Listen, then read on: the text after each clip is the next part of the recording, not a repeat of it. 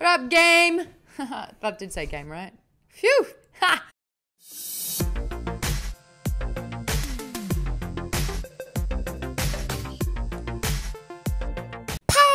What up? This is powered by Geek Bomb. You know the drill. We ask you what you're currently playing, watching, reading, and doing, and every single week I have a new guest. Hello, Ken Napzok, aka my Jedi Alliance co-host when we used to do that. You talk Star Wars, the Maude. It's so glad to be here. I'm glad to be here. It's so glad to be here. I'm glad to be here. It was the Maude. Yeah. Now, and then it was Maude Mothma. And now it's just Maude Vader or Darth Maude. I like Darth Maude. Yeah, it sounds like Darth Maul. Nah, you're your own. You're your own evil. Thanks. Take that as a compliment. Absolutely. Ken Napzok, you've been doing a lot of things lately. You spent a good chunk of last year working at Screen Junkies. I did. And now you're at Collider doing a lot of content. How is it all going? It's going great. We're having a lot of fun. We're creating this wonderful show called Awesome Tacular with Jeremy Johns. Mr. YouTube coming down to LA, making funny make-em-up sketches. You know, all the thing in pop culture, all the top news. What? And, you know, have a little fun. We just have a lot of fun. That's important. Yeah. I'm glad you're having fun. Yeah, it's nice to have fun. Having fun. Kidding. Are you having fun? You're having fun? I'm having fun. I'm glad. Yeah. I'm glad to know you're having fun. I'm having fun. We had a lot of fun. Well, we had a lot of fun. Yeah. Star pause. Yeah, I've still got the... I don't have it. I've got... I don't have it. Hold on. She's going into the garage. Buried in the trunk of her car, next to a dead body, is Star Wars. Her dog Zelda has the cards. I hope none of this is edited out. I hope this runs solid all the way through. God damn it. You can see these sound effects of me running around. This is some good Foley for the independent movie we're shooting later called Run, Maude, Run. That took me a little bit too long, but I got it. So when we did Jedi Alliance, one of our cool segments that we had, I mean, the whole show was awesome, but one of the cool segments we had was I had my Star Wars Trivia Pursuit trivia cards, and we would yell Star Pause throughout the whole thing and randomly challenge each other to all the trivia questions. So I guess while we're doing Powered, we can yell Star Pause. Did you yell it? I'll come back to it. Okay. I'll come back to it. So what are you, Ken Napzok, currently playing?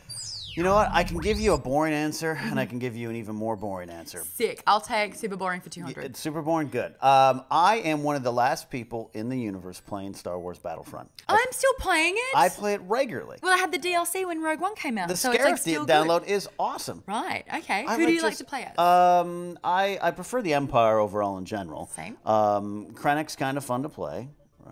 Right. Yeah. Right. I started off, when I first played the game, I was like totally Rebels. Well. But now Darth Vader, are you kidding me? Darth Maul's embraced the dark side. I have, completely. And I love the game. And I get that it's repetitive. I get it. But I loved the first two back, 10 years ago now. I like just walking around dressed as a stormtrooper shooting things. Yeah. Do I need a story mode? Yeah, and I'm sure Battlefront 2 will have something cool like that. It's just the canon that's surrounding it. Their hands are tied, I feel. I think so too. They're tie-fied. And I definitely think the game was pushed out to coincide with Force Awakens, and I think they were forced into some things that they didn't want to do. Forced into some things that they didn't want to do. But overall, I mean, I'm a big fan of it. I just think having access to all the sound effects just makes it like you're really in these games, and like taking out an AT-AT. Yeah, I like taking out AT-ATs too. Oh my god, we're Still. I won't budge. You won't budge. Not changing. It's an AT-AT. All these years. It's not an AT. What about in Rogue One? Did you like the AT-ACs or the AT-ACTs? I mean, yeah, they looked still very similar. But anyways, yeah, I'm playing Battlefront like crazy. I still play it. I'm leveling up like a 14-year-old kid. Do you know what I love about this game the most? What do you know? Local co-op. Yeah. You can play with someone else in the same living room or lounge room or wherever it is you play. That is something that had just been forgotten about for so long because they're thinking gamers only have themselves to play with. Right. And they only have friends online, so that's how we'll make every game. And now it's like, no, I want to play. And my roommate here, we play together, and it's fun. Yeah, absolutely. Sure, I was tripping on Oxycontin one time because I got my wisdom teeth out, and I still decided to game. No, that's the best way. You can run around Jakku. You don't know where you are. You actually think you're like in Palm Springs fighting. It's good. That's the way I want to play. That's what. Where's the pool? You can play with friends, which I really like about the game. Still play that. I play some Madden. I play all that stuff. But I just like to turn off my mind and go to Jakku and defend a turning point or whatever they call it, a checkpoint, and sit there and defend it and just pretend I'm in the Battle of Jakku. Do you? Because there are different modes that you can play, survival mode and all of that, and there's different levels of hardness. Yeah. Have you cleared it all out? Have you finished? I have. I've gotten to master level on some of those. You know what sucks? Sullust. Sucks hard. On master. Impossible. Can't do it. Nah, can't do it. Can't do it. My friend Jessica and I sit there and we play. We try to take on the world, and those TIE fighters. Oh, and you've got to take them down. Not happening. And you hide behind that parked Imperial shuttle, hiding, and it still somehow kills you. Yes. I've wasted like 6 hours, trying and I can't get past like wave 3. Yeah, no, it's hard. It's ridiculous. Yes, I agree. So I still feel there's stuff for me to conquer. And someone is shooting you, and you're looking everywhere, and you can't see them when they're shooting through the rock to get you, and you're like, oh yeah. Yeah, those Master droids. level. You know what my favorite level actually on the online? Say it on 3. 1, 2, 3. Droid Tatooine. run. Oh, no, I like going on. I like the droid run where you go run up next to a gonk droid and you claim it and you just kind of huddle and walk next to the gonk droid and it's like gonk, gonk, gonk. It's and you have rubbish and so you put it in the bin. It's a relaxing thing. Oh, okay. Yeah. I like Tatooine. I like taking down the AT-ST. Yeah. Chicken Walker. That's a lot of fun. Absolutely, a lot of fun. Getting that rocket and seeing it explode. Mm-hmm. Do you go into the Tusken Raiders tent and try to hide for a second, and then they shoot all the tent away? Oh, but then Anakin was in there killing the women, the children, all of them. I killed them all. The women, the children. Star Wars. Here we go. Mm-hmm. Who said of Luke, he has too much of his father in him? I gave you a really good. Well, who said that? Yeah. Who said of Luke? That's Aunt Beru. Yeah, because my impersonation was like, Luke. It's one of my favorite things. He has too much of his father in him. What type of machines did Uncle Owen have installed on his farm's South Ridge? Oh, well, moisture evaporators. What type of machines? What type of machines? Oh, did I get it wrong? Yes. I told so wrong. Condensers. Condensers. Condensers. Oh, I jumped ahead of myself there. Yep, I wouldn't have got that wrong. You wouldn't have got that wrong? I wouldn't have got that wrong. Just mark it off. Okay, yeah, good. Sorry. Yep. What 2 childhood friends of Luke's attended the academy? Well, Biggs. Yes. Oh man, I'm drawing a blank. Biggs. It actually rhymes with blank. It's Tank. Yeah. Biggs and Tank. Thanks for the help. That's all right. Half point. You're going to help me, obviously, when this happens. Because where was Luke planning to go to have R2-D2's memory erased?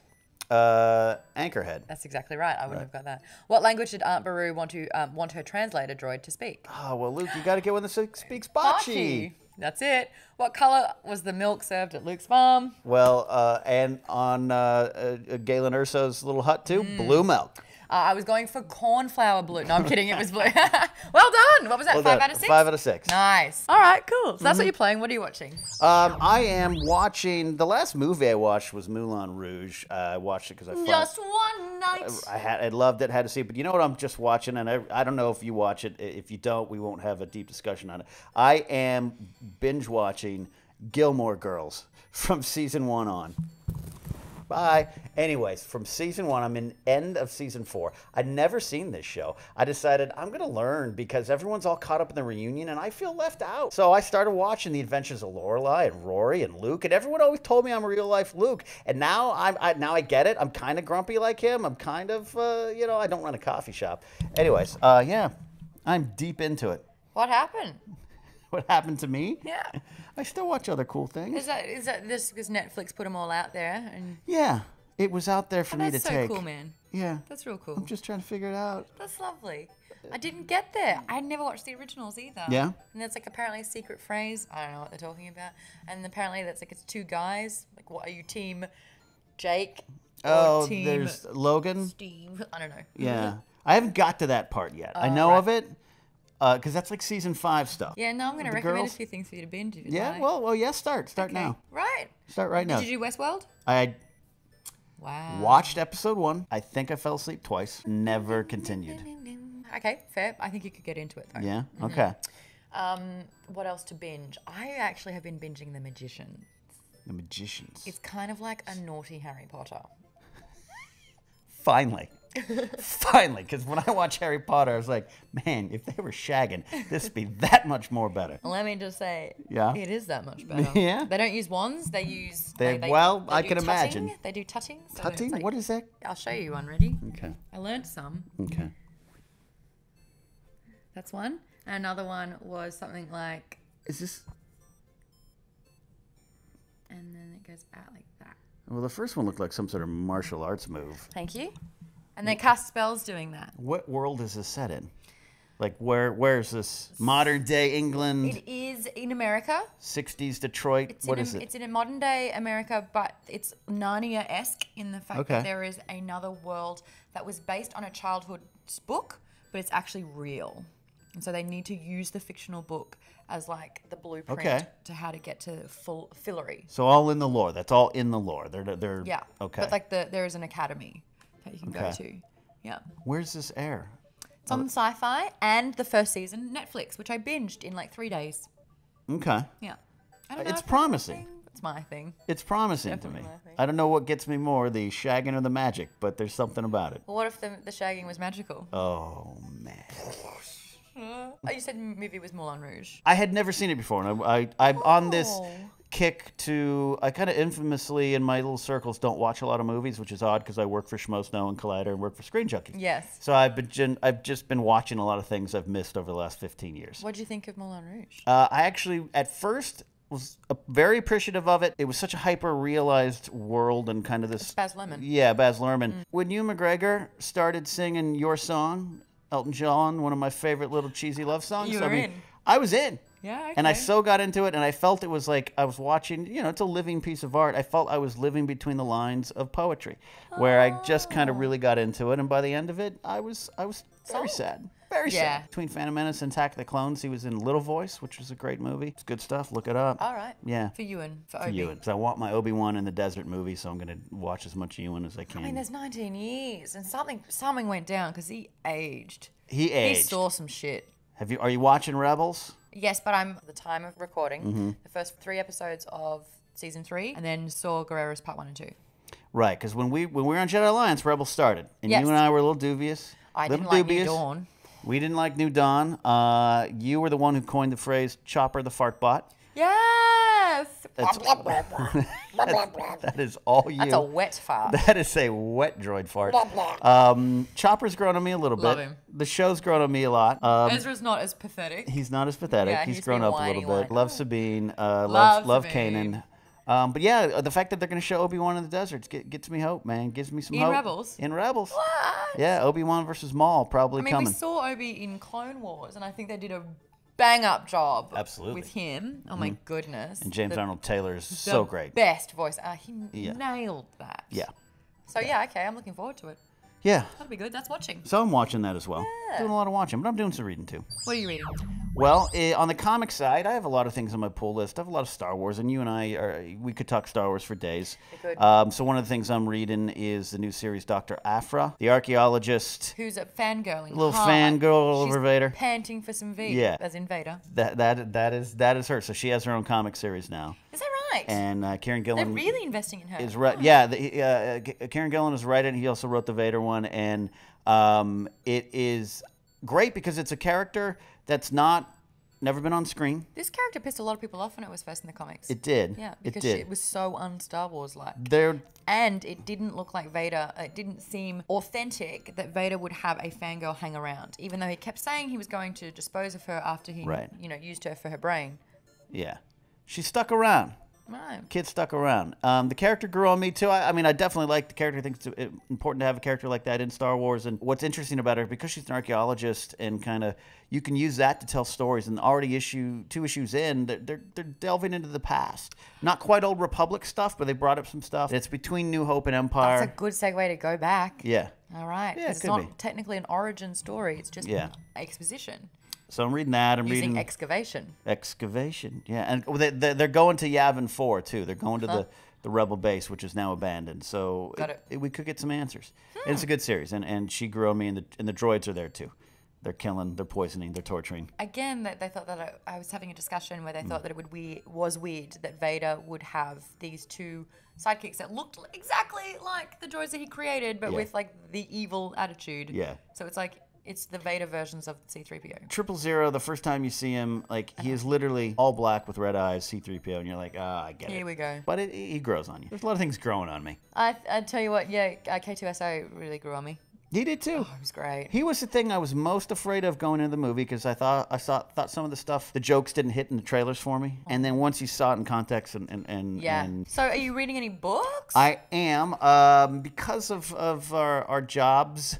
I have to read a lot of Star Wars stuff, so Yes. I'm reading almost to the point of not sick of it for sure, but I almost want something non-Star Wars, and I know. I just just want someone to pull out a sword and cast a spell. so I was about to read some F. Scott Fitzgerald. I had it's 10 Days totally a Night. I was going to totally change it up, go from there, and then unfortunately we lost Carrie Fisher, and I had Princess Diarist sitting there. Oh, yeah. And so I'm about halfway through that book, and it is so awesome, so wonderful. If you had a chance She's a to good writer. She's hilarious. Yeah. And just knowing when you see her in interviews, especially when she came back for Force Awakens and that Good Morning America interview and all the stuff she did, you can hear her voice in her writing so well. Cool. But to expose herself in this way about her affair with Harrison Ford and all the not quite the nitty gritty dirty details. She's very funny, by the way. She's like, I'm saving some for myself. Good. It's sad too, obviously, because she jokes sometimes about passing. And Well, remember how she said her eulogy? She already called what she wanted her eulogy to be. yeah. What was it? Dancing in the moonlight with strangled by her bra. Strangled by her bra. Yeah. And there's a little passage of when she's talking about her first promotional photos of Princess Leia, and she writes, this is probably going to be used as my obituary photo, and I can't escape that. And it was. Oh. So bittersweet feeling as a fan reading this book, but watch her go through this journey that she's starting out as Princess Leia, and she's racked with self-confidence issues and anxiety issues and depression, and to see it be there that early, it even makes me more impressed. Debbie Reynolds' daughter as well, Absolutely. like living in that constant spotlight. She wasn't sure she wanted this career. Right. She went off to England to study acting, and then just this audition comes around, and What do you know? How old was she when she was Princess Leia the first time? she was 19. She was 17 when she did Shampoo with Warren Beatty. She had a small role in that. Yes. Was she 17 in that? Yeah. So takes a year off, goes to study dramatic arts in London, and then boom. Princess Leia, and she's Princess Leia forever. Because I'm listening to Lost Stars at the moment. Yeah. We first come into contact with Leia and she's 17. And so obviously by the time the famous Alderaan moment happens, she would have been 19 by then. Yeah, 18, 19. So I'm reading that, and that's highly recommended if you're a Star Wars fan and just a fan of Carrie Fisher and who she was. And What other Star Wars books have you read? I've read them all. I just finished the Rogue One novelization by Alexander Freed, and I actually liked it better than the movie in some regards, which is weird to say. And I know books are books, and This they're going isn't Catalyst. This is the actual Rogue. Catalyst is great, but this is the Rogue One novelization. Right. I loved Rogue One, and then I went through this period of seeing it the second and third times, and I didn't like it as much as I loved it the first time. Okay. And part of that was the characters. And because books, obviously, we all know, are going to have more time. A lot more depth. A lot more time. Get to know them. There is so much more to Cassian. There's so much more to Jyn and Saw's relationship. That's what it was lacking in the movie, I felt. Those two in particular. Yeah. That relationship. And I was like, stop with the second flashback of Jyn Erso and Saw opening it up. We just saw that. We didn't forget in 7 minutes. Right. Let's talk about Jyn Erso being independent as a late teenager on the streets, pretty much. And what it meant. Why is she arrested? I don't want to spoil anything for anyone who might read the book. There are some, I won't call them revelations that change the course of the movie, but there's just some stuff, especially to Cassian, a little bit to Bodhi as well. You definitely get to go through the process of the Boar Gullet going through his mind better. Because that made no sense in the movie. Boar Gullet! Boar Gullet! Yeah. You get to understand a little bit more what he went through. I wish also, I think if I could draw, I would draw Boar Gullet and Saw Gerrera in place of Jyn Erso and Cassian as the planet's blowing up. Yeah, just like sort of. Some good Star Wars but fan art there. I have a theory with that, because Boar that? Gullet comes out of nowhere, and it's obviously Saw's friend or like your weapon. Thing, yeah. I suspect, because you see Saw Gerrera in Rebels, and he's still a little erratic, but switched on. Yeah. And then you see Forrest Whitaker's impersonation or take on saw, and he's crazy. Yeah. He's had a little bit too much time with Borgullet. You think he's hung out with Borgullet? I do. I think that that's tentacle, not a bad theory. I think there's a little bit of affection happening. Because from Ghosts of Geonosis, those episodes you're talking about, to Rogue One, it's only 2 years. He's been gulleted by that. He's a ball yeah, whore. that might be it. I'm telling you. Lies! Deception! Yeah. Borgullet! Yes. I think that might be it. Yeah. That might be it. Hey, star pause. All right. Whose side I cannot teach him? Who said? No, whose side? Whose side Oh. I cannot teach him? Yoda. That's right. I cannot teach. I just did Borgullet. Borgullet. Borgullet. I cannot teach him. Who struck first in the lightsaber duel inside the tree cave on Dagobah, Luke or Vader? Who struck first in the tree cave when he's having his vision? Yeah. Luke did.